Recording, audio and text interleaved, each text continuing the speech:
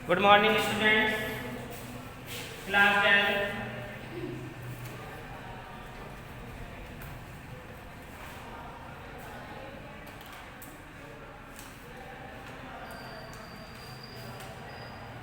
बच्चों, पिछली क्लास में हम आपको पढ़ा रहे थे अलैंगिक जनन के प्रकार, और अलैंगिक जनन के प्रकार में हमने आपको अलैंगिक जनन में मुगलन, पुनरुद्भवन, विखंडन और प्रक्रियाओं को बताया था, और बीजाणुओं द्वारा विखंडन को भी बताया था। अब उसी के आज की अगली हेडिंग है जिसका नाम है कायिक प्रवर्धन या कायिक जनन, जिसे हम कह सकते हैं कायिक प्रजनन या प्रवर्धन। तो हेडिंग डाल लीजिए कायिक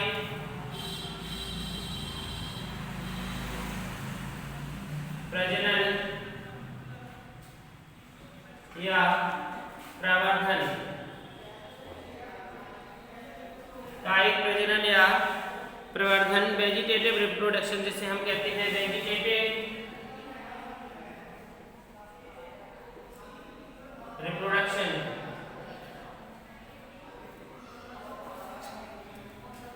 वेजिटेटिव रिप्रोडक्शन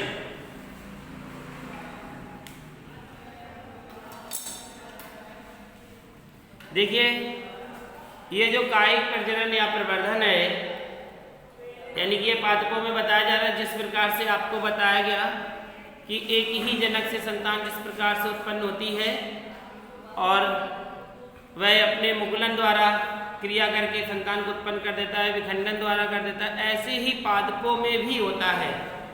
जैसे कई पादपों में बीज नहीं बनते और बिना बीज के भी उनकी क्या है संख्या में उत्पत्ति की जाती है, उनके पादप बनाए जाते हैं।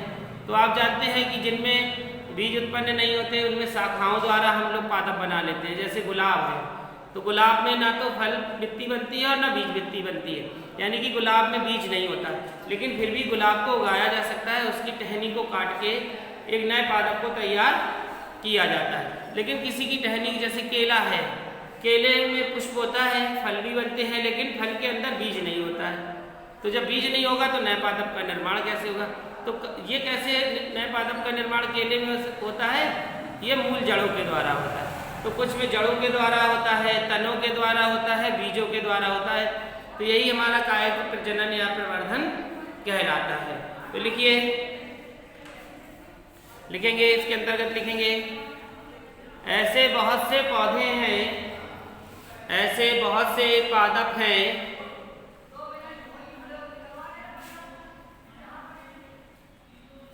जिनमें बीज उत्पन्न नहीं होते। ऐसे बहुत से पादप हैं जिनमें बीज उत्पन्न नहीं होते। इन पौधों के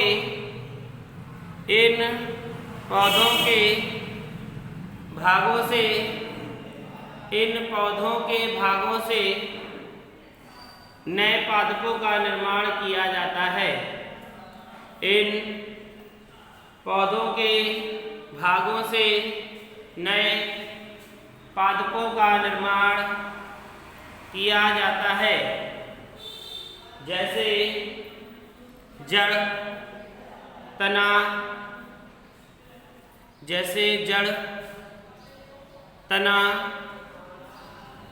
पत्तियां आदि। जड़, तना, पत्तियां आदि। अब आप सोचेंगे पत्ती में से कौन सा पादप निकल आता है? एक पत्ती का नाम भी हम आपको बताएंगे, जिससे पत्ती से ही नए पादपों का निर्माण होता है। तो आपने लिखा जैसे जड़, तना, पत्तियां आदि। ठीक है, अगली लाइन से लिखेंगे, उसी में लिखिए इसे, अगली लाइन से, इसे कायिक जनन कहते हैं। इसे कायिक जनन कहते हैं। इसे कायिक जनन कहते हैं। जैसे गन्ना में बीज पाया जाता है? नहीं। गन्ना, गुलाब, अंगूर, केला आदि। गन्ना, गुलाब, अंगूर, केला आदि। आपने देखा गुलाब होता है, गुलाब की टहनी में मुकुलन होता है और उसी से नई शाखा निकलती है, फिर उस शाखा को काटकर दूसरी जगह रोपित कर देते हैं तो नए पादप का निर्माण हो जाता है। इसी प्रकार से हमने आपको केला का बताया। केले में क्या होता है, जैसे ये केले का क्या लगा हुआ है,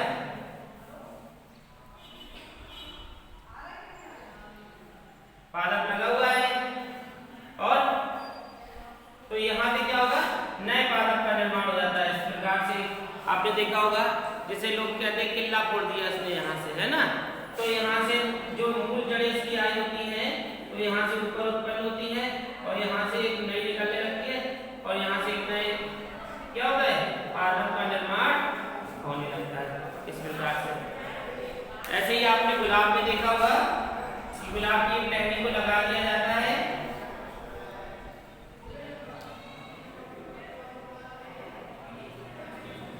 और इसे तिरछा रोपित करते हैं। तिरछा क्यों रोपित करते हैं, क्योंकि इसमें जो बाष्पोत्सर्जन है वो आसानी से ऊपर हो जाए, है ना।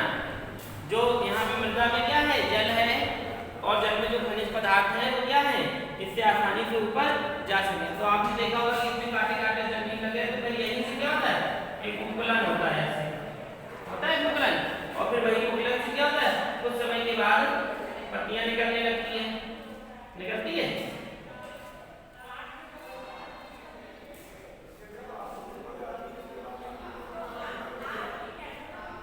तरीके से पत्तियां निकलती है जिसको अलग हटा के रोपित कर देते हैं, नए पादप का निर्माण हो जाता है। तो इसमें क्या बीज की आवश्यकता पड़ी, नहीं। इसमें क्या बीज की आवश्यकता पड़ी, नहीं। इसी प्रकार अंगूर में भी उसकी टहनी को काट के रोपित कर देते हैं और उससे भी नए पादप का निर्माण हो जाता है। आपने ऐसे और भी पादप देखे होंगे कहीं जिसकी सिर्फ टहनियों को ही लगा देते हैं और नए पादप का निर्माण हो जाता है। लिखेंगे, अगली लाइन से लिखे, इस प्रक्रिया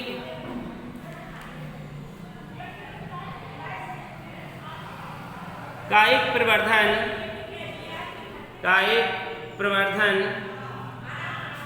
में पादप, कायिक प्रवर्धन में पादप आनुवांशिक रूप में, कायिक प्रवर्धन में पादप आनुवांशिक रूप में अपने जनक के समान ही होता है। कायिक प्रवर्धन में पादप आनुवांशिक रूप से अपने जनक के समान होता है।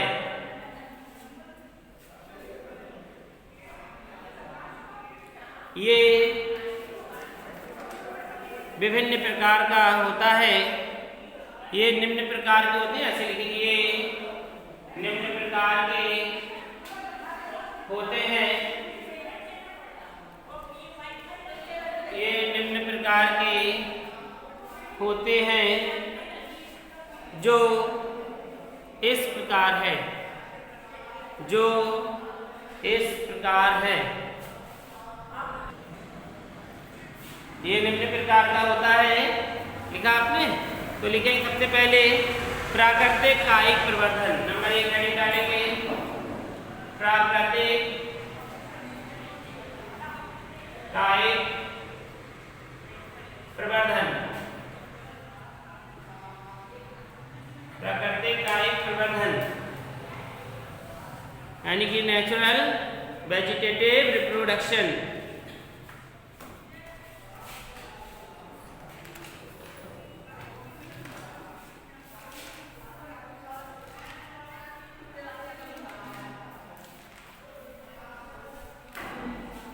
इंग्लिश आप जरूर लिखिए कि कभी कभी एग्जाम में आ जाता है कि वेजिटेटिव, हिंदी में लिखा होगा वेजिटेटिव, नेचुरल वेजिटेटिव रिप्रोडक्शन, बच्चे नहीं समझ पाते उसे कि क्या है, और जबकि ये क्या है, प्राकृतिक कायिक प्रवर्धन है, नेचुरल वेजिटेटिव प्रवर्धन। लिखेंगे, इस क्रिया में प्राकृतिक रूप से, इस क्रिया में प्राकृतिक रूप से, इस क्रिया में प्राकृतिक रूप से पादप का कोई भी अंग, प्राकृतिक रूप से पादप का कोई भी अंग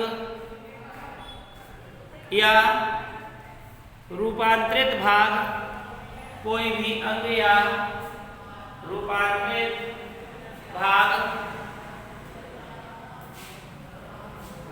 मात्र पादप से अलग होकर रूपांतरित भाग मात्र पादप से अलग होकर नया पादप बनाते हैं, अलग होकर नया पादप बनाते हैं। यह अनुकूल परिस्थितियों में, यह अनुकूल परिस्थितियों में संपन्न होता है, यह अनुकूल परिस्थितियों में संपन्न होता है। देखिए, कायिक प्रवर्धन का मतलब होता है कि आप उसे बोना चाहें, अपने तरीके से करना चाहें तो हो सकता है। जैसे गुलाब का भी एक सीजन होता है ना, ऐसी फसल का भी एक सीजन होता है। आप सोचें कि हम गर्मी में मई जून जुलाई के महीने में गेहूं उगाएं तो क्या गेहूं उगेगा? नहीं, वह सर्दियों में बोया जाता है और मार्च के समय उसे काट लिया जाता है। तो हर फसल बोने का एक क्या होता है, अनुकूल उसकी जैसी परिस्थिति होनी चाहिए। तो जो प्राकृतिक है, आपने इस समय देखा, आप घर पे अपने को गमले में पानी डालते हैं, खूब पौधों को लगाते, नहीं लगते। लेकिन इस समय आप देखेंगे कि जब रेनी सीजन होता है तो आप चारों तरफ पानी भी नहीं डालते और चारों तरफ का आपका वातावरण कैसा दिखाई देता है? हरा। तो जब हरा दिखाई देता है, जो पौधे उगते नहीं थे वे पौधे भी उगाते हैं। तो ये क्या है? प्राकृतिक रूप से, क्योंकि उनकी परिस्थिति उनके हिसाब से हो गई है ना, उनका मौसम उनके अनुकूल है।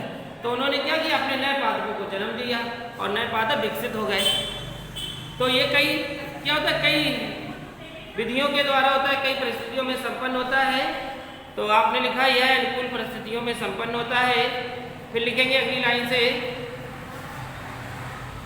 कायिक जनन को, प्राकृतिक कायिक जनन को, प्राकृतिक कायिक जनन को निम्नलिखित भागों में बांटा गया है। कायिक जनन को निम्नलिखित भागों में बांटा गया है।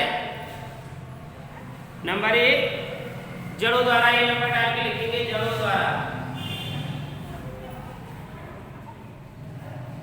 जड़ों द्वारा यानी कि बाई रूट, जड़ों द्वारा बाई रूट्स। देखिए, जड़ों के द्वारा हमने आपको पहले ही बता चुके हैं कि कुछ जड़ें क्या होती हैं, ऊपर की ओर आती हैं भूमि में और नए पादप को विकसित कर देती हैं। आपने देखे होंगे अपने आसपास घर पे देखा होगा, या हाँ, जैसे कि एलोवेरा है, केला है, शीशम में भी आपने देखा होगा कि शीशम की जड़ें नीचे जाती हैं और उसके पास में ही एक शीशम का दूसरा पादप निकल आता है।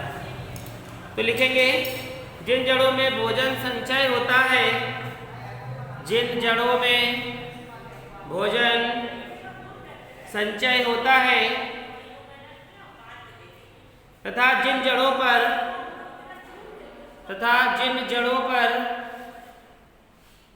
अपस्थानिक कलिकाएं उपस्थित होती हैं, जिन जड़ों पर अपस्थानिक कलिकाएं उपस्थित होती हैं, ये अनुकूल परिस्थिति होने पर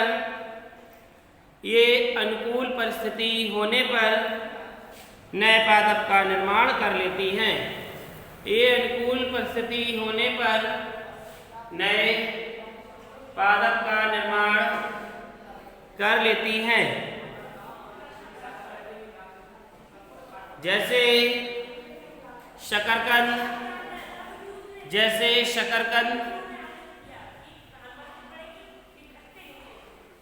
कौमा शतावर, शकरकंद, कौमा शतावर, कौमा पुदीना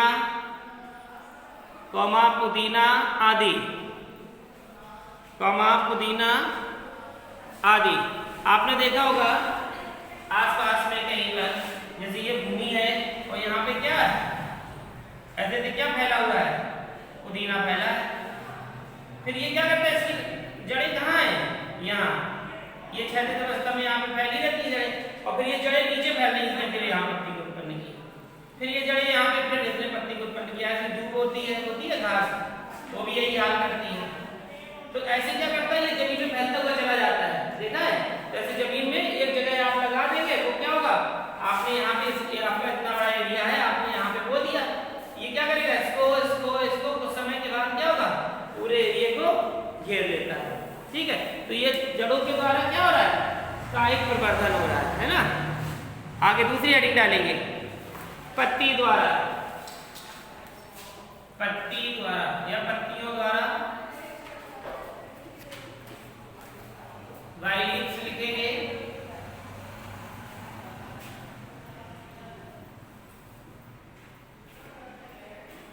वाइलिप्स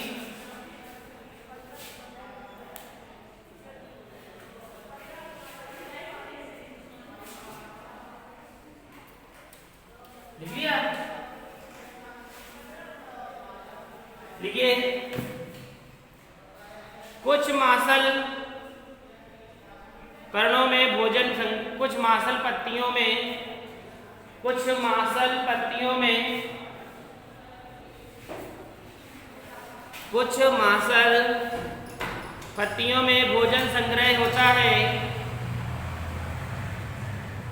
कुछ मांसल पत्तियों में भोजन संग्रह होता है जो पर्ण कलिकाओं का निर्माण करती हैं, जो पर्ण कलिकाओं का निर्माण करती हैं तथा ये कलिकाएं अनुकूल परिस्थिति में, तथा ये कलिकाएं अनुकूल परिस्थिति में नए पादप का निर्माण करती हैं, तथा ये कलिकाएं अनुकूल परिस्थिति में नए पादप का निर्माण करती हैं, निर्माण करती हैं।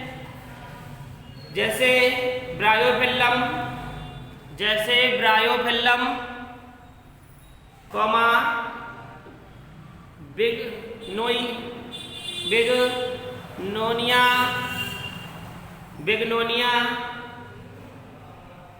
बिगनोनिया कॉमा घाव पत्ता, कॉमा घाव पत्ता।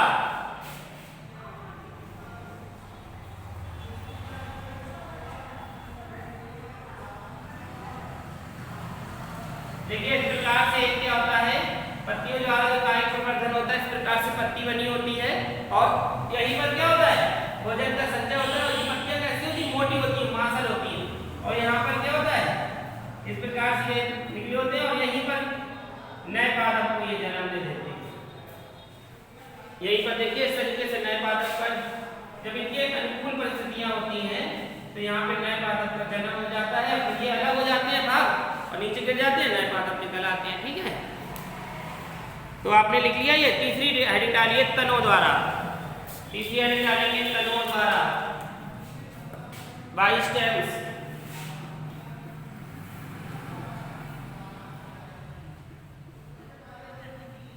बाई स्टेम्स, तनों द्वारा।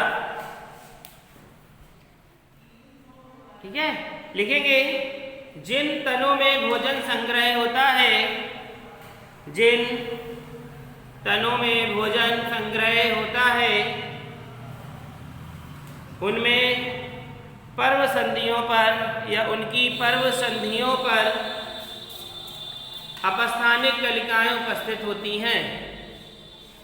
जिन तनों में भोजन संग्रह होता है उनके पर्व संधियों पर अपस्थानिक कलिकाएं उपस्थित होती हैं।